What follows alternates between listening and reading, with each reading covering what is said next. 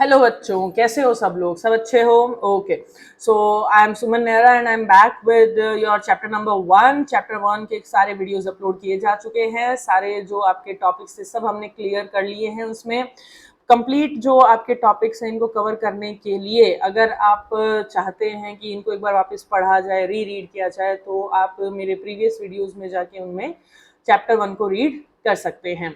हम लोग आ गए हैं आज चैप्टर 1 की एनसीईआरटी की बैक एक्सरसाइज के साथ में। इसमें हमें in text as well as back exercise के क्वेश्चंस हम लोग यहाँ पे अटेम्प्ट करेंगे।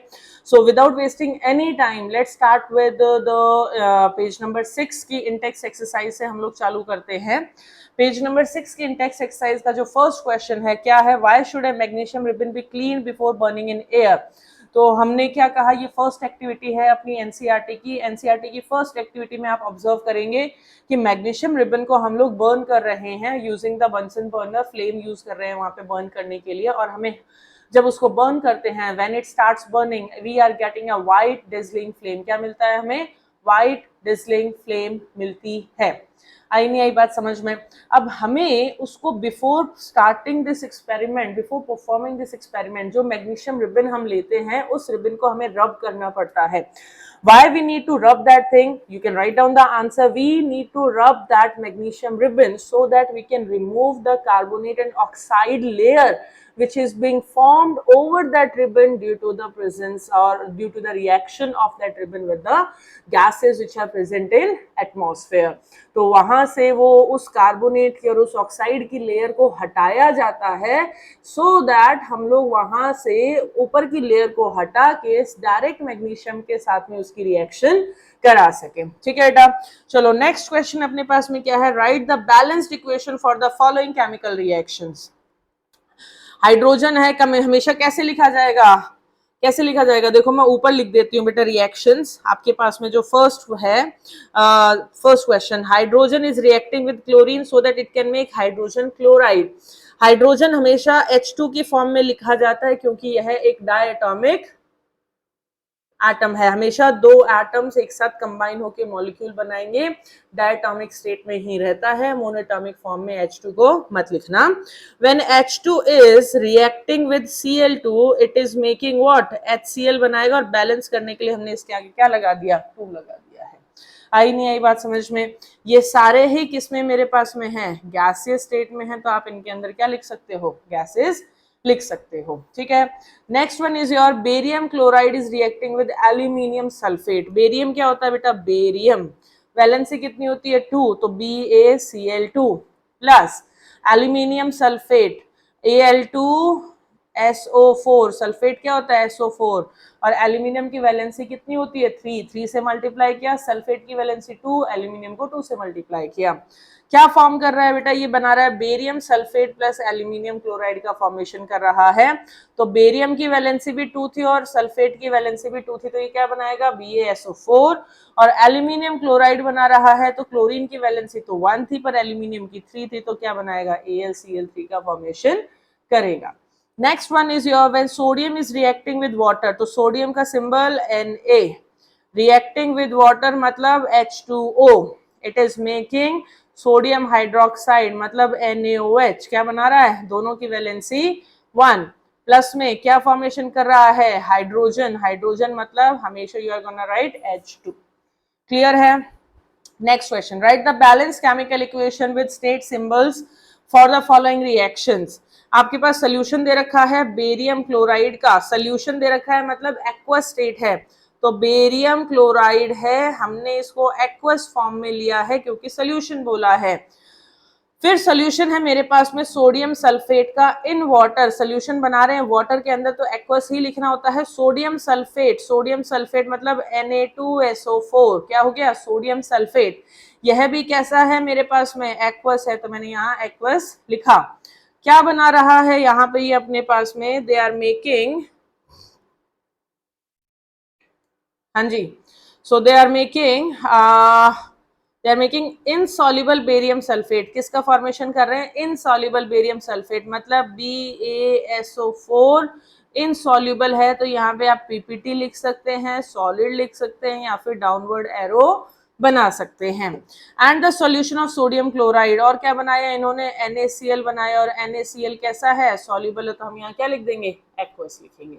क्या ये बात समझ में आई, नहीं आई, ठीक है। Next is your sodium hydroxide solution, solution बोला है ना, तो सोडियम हाइड्रोक्साइड NaOH सोल्यूशन बोला है, मतलब मैं यहाँ लिख दूं एक्वस, मतलब AQ प्लस में in water, solution in water, in water है तभी तो एक्वस लिखते हैं।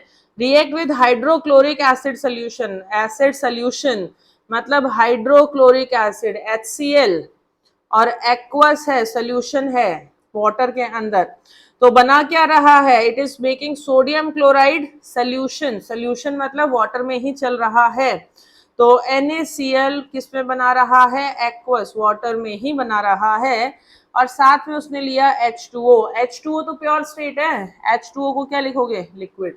जो सोल्यूशंस हैं उनका फेज भले ही आपके पास में लिक्विड हो पर वो प्योर नहीं है, इसलिए हम क्या लिख रहे हैं, उनको एक्वस लिख रहे हैं। क्या ये बात समझ में आ गई, क्लियर है।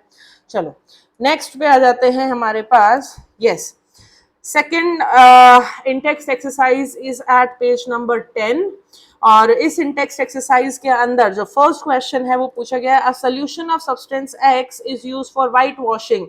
हमने पढ़ा था भाई अभी जो आपके पास में 1.4 एक्टिविटी थी शायद, और कैल्शियम ऑक्साइड का रिएक्शन है विद वाटर, तो कैल्शियम ऑक्साइड चूना जिसको हम बोलते हैं, हम उसको व्हाइट वॉशिंग के लिए यूज करते हैं कि नहीं करते हैं, तो CaO फर्स्ट बेसिक थिंग। बोला भाई इस सब्सटेंस का नाम बताओ, हमने बोल दिया भाई इस सब्सटेंस का नाम है कैल्शियम ऑक्साइड, क्या हो गया, कैल्शियम ऑक्साइड। कॉमन नेम की बात करें तो हम इसको क्या बोलते थे बेटा, क्विक लाइम, क्या बोलते थे, क्विक लाइम बोलते थे। फॉर्मूला लिख चुके हैं CaO। इन्होंने बोला भाई रिएक्शन लिखो इस X की, जब हमने इसको वाटर के साथ रिएक्ट कराया है, तो कैल्शियम ऑक्साइड को जब वाटर के साथ रिएक्ट कराते हैं तो हमें दो ऑब्जर्वेशंस मिलती हैं। पहली कि जो बीकर है, जो कंटेनर है, वो गर्म हो जाता है बिकॉज ये बहुत हाईली एक्सोथर्मिक रिएक्शन है। दूसरी हिसिंग साउंड क्रिएट करता है, बबल्स का फॉर्मेशन होता है और हिसिंग साउंड का क्रिएशन होता है, और क्या बनाता है, कैल्शियम हाइड्रोक्साइड बनाता है। क्या बनाता है, कैल्शियम हाइड्रोक्साइड। सोल्यूशन पानी के साथ बना है इसलिए क्या लिखा जाएगा, एक्वस लिखा जाएगा। आई नहीं आई बात समझ में, क्लियर है बेटा। चलो next, what is the amount of gas collected in the one of the test tube in the activity 1.7, okay, why is double of the amount collected on the other। देखो भाई एक्टिविटी 1.7 कौन सी थी बेटा, electrolysis थी। कौन सी थी, electrolysis. Electrolysis में हमें पता है कि एनोड पे कौन मिलती है, ऑक्सीजन, और कैथोड पे कौन मिलती है, हमें हाइड्रोजन मिलती है। मैंने मेरे पिछले लेक्चर में इलेक्ट्रोलाइसिस फुल डिटेल में आप लोगों को एक्सप्लेन किया और उसमें ये क्वेश्चन भी डिस्कस किया है। स्टिल वापिस से बता देते हैं, कौन सी वाली गैस है जो मुझे ज्यादा क्वांटिटी में मिलती है, हाइड्रोजन जो है वो मुझे ज्यादा क्वांटिटी में और लगभग डबल क्वांटिटी में मिलती है in comparison to the oxygen. क्यों मिलता है ऐसा, क्योंकि हमने इलेक्ट्रोलाइसिस ऑफ वाटर किया है। इलेक्ट्रोलाइसिस ऑफ वाटर का मतलब क्या हुआ, H2O का हमने ब्रेक डाउन किया है। अगर मैं एक मॉलिक्यूल की बात करूं तो वाटर के एक मॉलिक्यूल में हाइड्रोजन और ऑक्सीजन का रेशो रहता है 2:1। कितना रहता है, 2:1 रहता है। अगर 2:1 वाली बात अपने पास में चलेगी, that means hydrogen already water के एक मॉलिक्यूल में double in quantity by volume present है। तो जब वो ब्रेक डाउन होगा तब भी तो हाइड्रोजन मुझे ऑक्सीजन के कंपैरिजन में डबल मिलेगा कि नहीं मिलेगा, इसीलिए हाइड्रोजन मुझे डबल मिलेगा in comparison to the oxygen, because in water molecule by volume ratio hydrogen is twice than oxygen, that's why. आ गई नहीं आ गई बात समझ में, क्लियर है। चलो अगले क्वेश्चन पे चले, नेक्स्ट। हाँ जी, पेज नंबर 13 पे इंटेक्स्ट एक्सरसाइज है। अभी कुछ बुक्स चेंज हो गई हैं भाई, आप लोग अपनी नई और पुरानी बुक्स के हिसाब से मैच कर लीजिएगा page numbers. Third in-text exercise है एनसीईआरटी की, तो पेज नंबर्स के अंदर वेरिएशंस जो आ रहे हैं, लेटेस्ट एडिशन, पुराना एडिशन, वो आप लोग देख लीजिएगा, ठीक है। So first question is why does the colour of the copper sulphate solution change when iron nail is dipped in it. कौन सी रिएक्शन थी, जरा याद करो, डिस्प्लेसमेंट रिएक्शन। कौन सी है, डिस्प्लेसमेंट रिएक्शन। डिस्प्लेसमेंट में जो मोर रिएक्टिव है वो लेस रिएक्टिव को उसकी जगह से हटाता है कि नहीं हटाता है, कॉपर सल्फेट जो है किस कलर का था, ब्लू कलर का था, आयरन के साथ में रिएक्ट कराया, iron being more reactive, copper sulphate को उसकी कॉपर से हटा के खुद का फेरस सल्फेट का फॉर्मेशन कर लेता है और ये खुद कैसा होता है, ग्रीन कलर का होता है। तो ऐसा क्यों हुआ, because iron is more reactive than copper, so it has displaced copper from its salt solution and formed ferrous sulfate, and ferrous sulfate is green in color, light green in color, ठीक है बेटा। okay, next question, give an example of a double displacement reaction other than the one which is given in the activity 1.10। Activity 1.10 के अंदर जो आपके पास में example है बेरियम सल्फेट का और NaCl वाला जो एग्जांपल है, बहुत कॉमन एग्जांपल है, प्रीवियस ईयर क्वेश्चंस के हिसाब से भी बहुत कॉमन है। इसके अलावा एक बहुत ही बेसिक सा एग्जांपल मैंने आप लोगों के साथ में पिछले मेरे लेक्चर्स में डिस्कस भी किया था डबल डिस्प्लेसमेंट के लिए, वापस से एक बार उसको डिस्कस कर देते हैं। न्यूट्रलाइजेशन रिएक्शन, मैंने बोला भाई NaOH जो कि एक बेस होता है, उसको अगर मैं किसी एसिड के साथ रिएक्ट कराती हूँ जैसे कि HCl, तो दोनों के कैटायंस अपने एनायंस को एक्सचेंज कर लेंगे, तो मेरे पास में क्या बनेगा, NaCl बनाएगा और यहाँ पे H2O का फॉर्मेशन करेगा। इसमें भी क्या हुआ, डबल डिस्प्लेसमेंट हुआ। आई कि नहीं आई बात समझ में, क्लियर है। So this is making salt plus water, पढ़े हैं नहीं पढ़े हैं, न्यूट्रलाइजेशन रिएक्शन सब पढ़े हैं भाई। Next one is identify the substance that are oxidised and the substance which are reduced.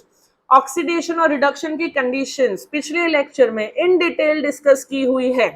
देखें जरा, identify the substance that are oxidised and the substances that are reduced. तो सबसे पहला क्या है, सोडियम।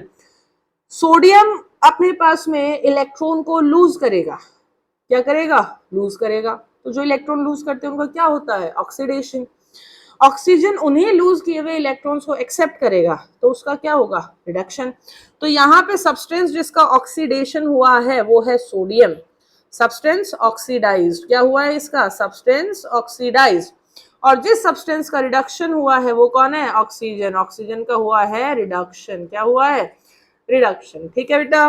नेक्स्ट सेकंड वाले क्वेश्चन में copper oxide और हाइड्रोजन में किसका ऑक्सीडेशन और किसका रिडक्शन हुआ है।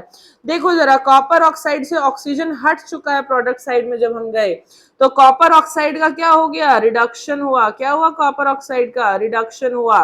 और देखो हाइड्रोजन को ऑक्सीजन मिल गया है जब वो यहाँ पे गया है, तो हाइड्रोजन का क्या हुआ अपने पास में, ऑक्सीडेशन हुआ, हाइड्रोजन का क्या हुआ, ऑक्सीडेशन हुआ। क्या ये बात समझ में आई नहीं आई, क्लियर है। अगले क्वेश्चन पे चले हम लोग, चलो नेक्स्ट आ जाओ बैक एक्सरसाइज क्वेश्चंस पे।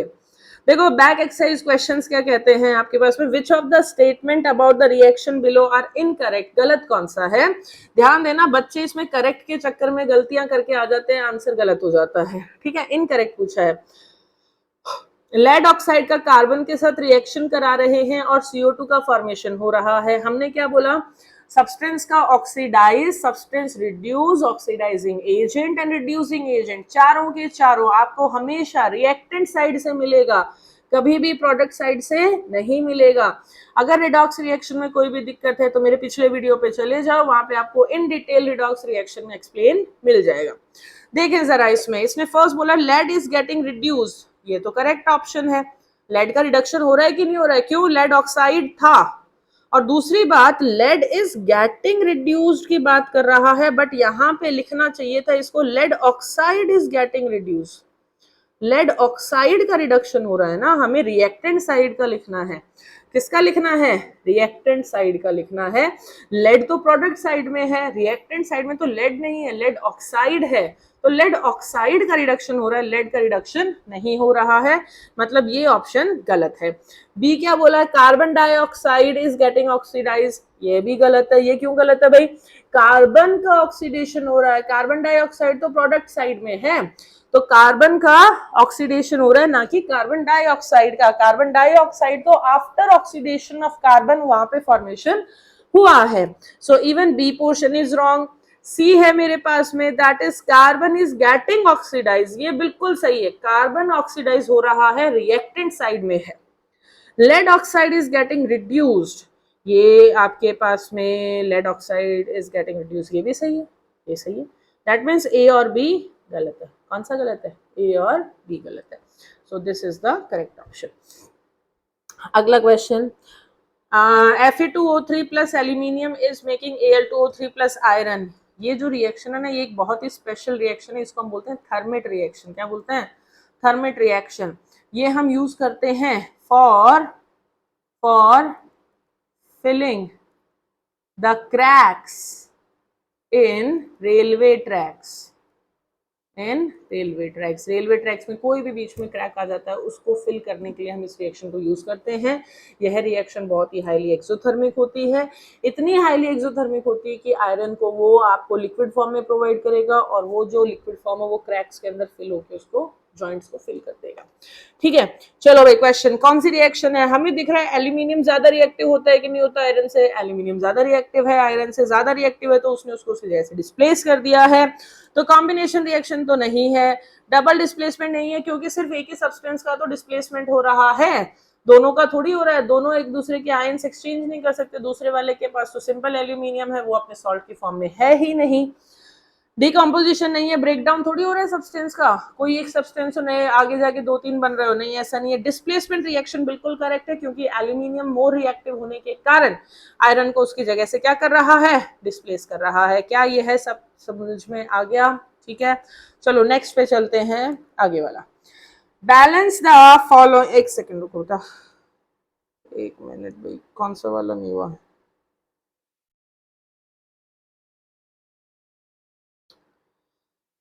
हाँ जी, balance the following chemical equations. First equation में आपसे बोल रहा है कि बैलेंसिंग अपन ने करी थी नहीं करी थी? नहीं करी थी। तो बैलेंसिंग के तो जितने नंबर ऑफ क्वेश्चंस आप सॉल्व करोगे उतना अच्छा है, सारी रिएक्शंस हैं, सबको आपको सॉल्व करना ही करना है।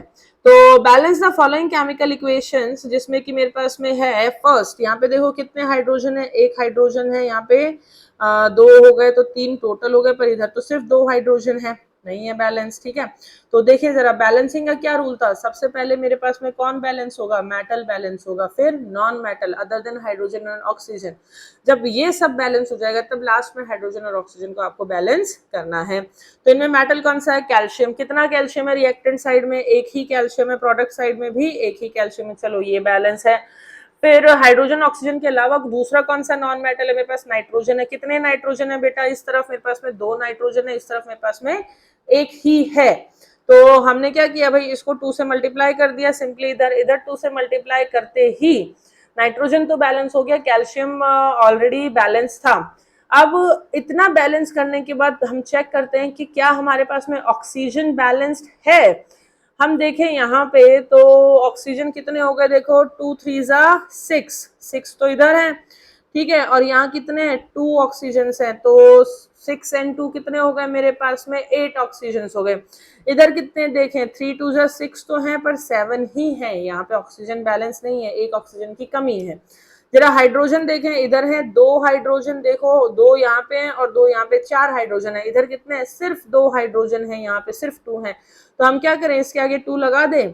ये 2 लगाते ही अपने पास में आप चेक करो जरा, हाइड्रोजन और ऑक्सीजन दोनों बैलेंस हो चुके हैं। हाइड्रोजन और ऑक्सीजन आपके पास में दोनों बैलेंस हो चुके हैं।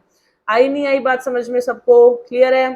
ठीक है, चलो नेक्स्ट है अपने पास में अगला, NaOH प्लस H2SO4। आप लोग ऐसे ही जल्दी बैलेंसिंग आपको करनी पड़ेगी, क्योंकि शुरुआत में आप भले ही टेबल वेबल बना के करो, सारी चीजें करो, पर इतना ज्यादा आप लोगों को टाइम वेस्ट करने की जरूरत नहीं है बैलेंसिंग पे। इसीलिए आप नंबर ऑफ क्वेश्चन सॉल्व करो, so that balancing should be on your tips. देखते ही क्वेश्चन बैलेंस हो जाए आपकी। ठीक है, इतना अच्छे से बैलेंसिंग करना है हमें।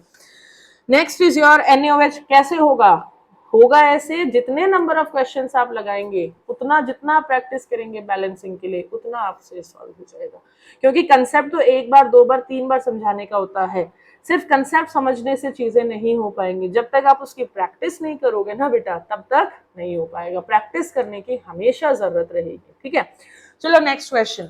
NaOH है मेरे पास में, रिएक्ट कर रहा है सल्फ्यूरिक एसिड के साथ में, बना रहा है Na2SO4 और वाटर का फॉर्मेशन। कितने सोडियम है?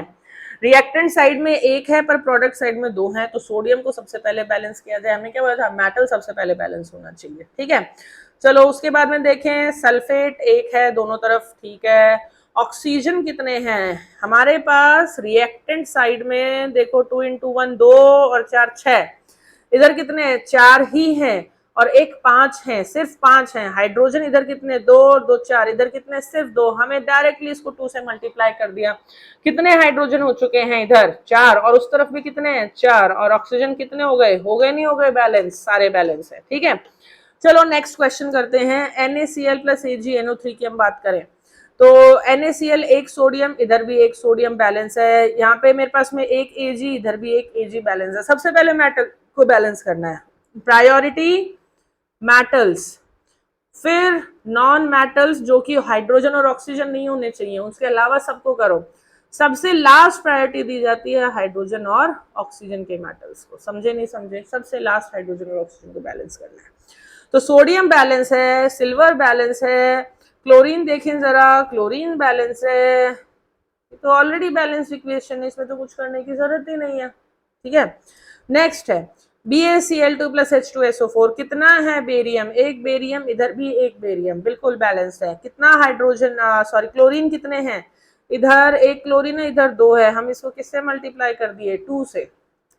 SO4 कितना है, एक SO4 इधर, एक SO4 इधर, बैलेंस है SO4। आप पॉलीएटॉमिक आयंस को डायरेक्टली बैलेंस करना सीख सकते हैं। ठीक है, आपके पास में पॉलीएटॉमिक आयन से इतना डिसोसिएट होकर नया प्रोडक्ट फॉर्मेशन की ज्यादा रिएक्शंस है नहीं, डायरेक्ट उनका ट्रांसफर हो रहा है एनायन कैटायन की फॉर्म के अंदर, तो ज्यादा लोड मत लेना, आप डायरेक्टली पॉलीएटॉमिक आयंस को भी देख सकते हैं फॉर 10th स्टैंडर्ड स्पेसिफिकली। ठीक है, तो हाइड्रोजन कितना है, यहाँ पे 2 है, यहाँ पे कितना हो गया हाइड्रोजन, ये रिएक्शन भी हो गई है बैलेंस। क्या ये चीज समझ में आ गई सबको? ठीक है, आ जाओ भाई next. Right the balance chemical equation for the following. सबसे पहली बात कि इनको हमें पहले तो सिंबल की फॉर्म में कन्वर्ट करना होगा, और फिर सिंबल की फॉर्म में कन्वर्ट करने के बाद हमें इनको बैलेंस करना होगा। ये दो चीजें अपने पास में चलेंगी। तो आए जरा देखें, पहले सबसे पहले इनको सिंबलिक फॉर्म में मैं 2 रिएक्शंस मैं करा देती हूँ, बाकी आप लोग ट्राई करेंगे, प्रैक्टिस करेंगे। ओके, कोई भी डाउट हो, कुछ भी हो, आप लोग पूछ लीजिएगा, और आगे वाली C और D का कमेंट बॉक्स के अंदर आप डाल के मैसेज कर दीजिए कि भाई मैम C रिएक्शन ये होगी और D रिएक्शन ये होगी। चलो भाई, पहले हम करते हैं ए वाला, calcium hydroxide CaOH whole twice, this is calcium hydroxide, it is reacting with CO2, carbon dioxide के साथ रिएक्ट कर रहा है, तो बना रहा है यहाँ पे कैल्शियम कार्बोनेट CaCO3 प्लस में H2O का फॉर्मेशन कर रहा है। किसका? H2O का फॉर्मेशन। तो अगर हम देखें तो यहाँ एक कैल्शियम, इधर भी एक कैल्शियम, बैलेंस है कि नहीं है? यहाँ कितना OH है मेरे पास में? 2 OH हैं, पर ये तो हम लोगों को H हाइड्रोजन की फॉर्म में चेक करना पड़ेगा, तो एकदम इन डिटेल लिख देते हैं। CaOH whole twice is reacting with CO2 and it is making CaCO3 और साथ में बना रहा है H2O। एक कैल्शियम से एक कैल्शियम बैलेंस्ड है। ठीक है, एक कार्बन से एक कार्बन बैलेंस्ड है। ऑक्सीजन की बात करें तो कितने ऑक्सीजन है? 2 यहाँ पे, 2 यहाँ पे, 4, और यहाँ कितने? 3 यहाँ पे, 1 यहाँ पे, 4, ऑक्सीजन भी बैलेंस्ड है।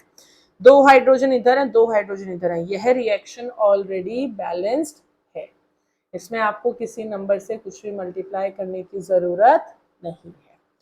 नेक्स्ट देखो जरा, देखें, zinc plus silver nitrate, zinc plus silver nitrate क्या होता है? AgNO3। क्या बना रहा है? जिंक नाइट्रेट तो बनाना ही बनाना था, ZnNO3, जिंक की वैलेंसी होती है 2, और साथ में उसने सिल्वर को उसकी जगह से सेपरेट कर दिया, मतलब किस टाइप की रिएक्शन है? डिस्प्लेसमेंट रिएक्शन है। समझे नहीं समझे? कितने जिंक हैं? एक जिंक है, बैलेंस है। कितना Ag है? एक Ag है, बैलेंस है। कितने नाइट्रेट के आयंस हैं? इधर एक है, पर इधर कितने? 2, बैलेंस नहीं है। इस पूरी टर्म को 2 से मल्टीप्लाई करो, तो NO3 तो बैलेंस हो गया, पर Ag कितने हैं फिर? 2, तो यहाँ पे भी कितने होने चाहिए? आगे नहीं आ गई बात समझ में? क्लियर है? डन? ओके। बाकी के क्वेश्चंस आप लोग एक बार ट्राई करेंगे, जो नहीं आएगा वो आप लोग पूछेंगे। ओके, तो क्वेश्चन नंबर 8 पे आ जाते हैं. Next, right the balance chemical reaction for the equation for the following and identify the type of reaction. Potassium bromide, potassium और ये हो गया bromide KBr, barium iodide Ba और आयोडाइड I और बेरियम की वैलेंसी 2, तो BaI2 हो गया. बना रहा है potassium iodide, potassium iodide K की वैलेंसी 1, I की वैलेंसी 1, और साथ में बनाता है बेरियम ब्रोमाइड. बेरियम ब्रोमाइड मतलब Ba यहाँ पे है और यहाँ पे यह बन गया BaBr2 का फॉर्मेशन हो गया. क्या ये चीज समझ में आ गई सबको? Done, good. Next is our zinc carbonate. हमारे पास में एक सेकेंड, किस टाइप की रिएक्शन, ये भी तो पूछा है. देखो जरा, कैटायन और एनायन दोनों एक्सचेंज हो गए ना, तो डबल डिस्प्लेसमेंट है. कौन सी रिएक्शन है? डबल डिस्प्लेसमेंट रिएक्शन है. समझे नहीं समझे? Next is your zinc carbonate. Zinc carbonate को ब्रेक करके दो दूसरे कंपाउंड्स में बनाया जा रहा है, मतलब कि डीकम्पोजिशन है. कैसी है? डीकम्पोजिशन रिएक्शन है. एक से दो अलग कंपाउंड्स का फॉर्मेशन हो रहा है. ठीक है, तो जिंक ऑक्साइड बनाएगा और कार्बन डाइऑक्साइड का फॉर्मेशन करेगा. आई नहीं आई बात समझ? क्लियर है? Very good. तो जिंक क्या है? ZnCO3, क्योंकि कार्बोनेट की वैलेंसी भी 2 होती है और जिंक की भी 2 होती है. जिंक ऑक्साइड क्या बनेगा? ZnO बनाएगा. और CO2 का फॉर्मूला तो किसको नहीं आता? सबको आता है, कार्बन डाइऑक्साइड. ठीक है, तो ठीक है बेटा, ये वाले क्वेश्चंस भी आप लोग और ट्राई करना, और जो नहीं आए वो आप लोग मेरे से पूछ लेना. मैंने हर किसी के 2-2, 3-3 क्वेश्चंस आपको बता दिए हैं. अगले टॉपिक में अगर हम चलें तो what do you mean by question number 9, exothermic और एंडोथर्मिक रिएक्शंस के बारे में पूछा है. तो जब हम लोग एक्सोथर्मिक रिएक्शंस की बात करते हैं या एंडोथर्मिक रिएक्शंस की बात करते हैं, हम पढ़ चुके हैं कि भाई एक्सोथर्मिक रिएक्शंस कौन सी हैं? जिनमें की हीट रिलीज होती है. क्या रिलीज होती है? एंडोथर्मिक मतलब जिनमें की हीट एब्जॉर्ब होती है. क्या? एब्जॉर्ब. आप हीट की जगह पे एनर्जी भी लिख सकते हैं, करेक्ट माना जाएगा. एक्सोथर्मिक रिएक्शंस के लिए आप रेस्पिरेशन का एग्जांपल लिख सकते हैं, और एंडोथर्मिक रिएक्शंस के लिए आप फोटोसिंथेसिस का एग्जांपल लिख सकते हैं. जब हम लोग रेस्पिरेशन के एग्जांपल की बात करते हैं तो हम बोलते हैं भाई C6H12O6 का ऑक्सीडेशन हो रहा है, यह ग्लूकोज कहलाता है, और बनाएगा ये CO2 प्लस में H2O का फॉर्मेशन करेगा, और साथ में रिलीज क्या करेगा? एनर्जी. तो कितने कार्बन है? 6 हैं. मैंने 6 बना दिए. तो मेरे पास कितने बन गए यहाँ पे? 6 2 12. तो ये कार्बन बैलेंस है. हाइड्रोजन कितने हैं मेरे पास में? यहाँ 12 है, यहाँ 2 है, तो मैंने इसको 6 से मल्टीप्लाई कर दिया. ये ठीक है. पर ऑक्सीजन यहाँ तो 6 हो गए सेकंड वाले केस में, इसमें, पर इस वाले केस में ऑक्सीजन मिल गया मेरे पास में 12 ऑक्सीजन कमी हो गई है. तो हम यहाँ क्या लिख दें? इसको 6 से मल्टीप्लाई कर देते हैं. 6 से मल्टीप्लाई करते ही सारी इक्वेशन आपकी बैलेंस हो गई है.